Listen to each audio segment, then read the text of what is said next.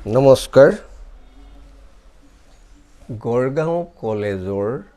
ফিজিক্সৰ professor Dilip Bordoloi ছাৰে সিদিনা মোক দুটা কৌতুক কৈ হহুৱাই থৈ গৈছে মই আপোনালোকক হহুৱাব পাৰো নোৱাৰো হেতু মোৰ কথা এতিয়া কৌতুকটো শুনক মানে এজন মানুহৰ চকুৰ অসুখ হৈছে চকুৰ ডাক্তৰৰ ওচৰলৈ গ'ল গৈ কলেগে যে স্যাৰ মোৰ চকুৰ অসুখ চাই দিও তে ডক্টৰজনে খুব ভালকে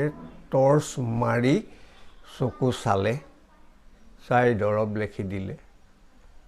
ফিজিক্স দি তেখেত ঘৰলৈ গুচি আহিলে আহি ঘৰত মানে ঘৈণীয়েকে সুধিলে যে ডক্টৰ পালে আৰু দেখুৱালে নে বলে দেখুৱালো দৰব লিখি দিছে মই নেখাও মানে কি তেও নিজেই ভালকে চকুৰে নেদেখে মোক টৰ্চ মাৰি চাইছে চকুকিটা গতিকে তেখেতৰ দৰব খাই লাভ নাই এতিয়া দ্বিতীয়টো শুনক মোৰ ভাইটি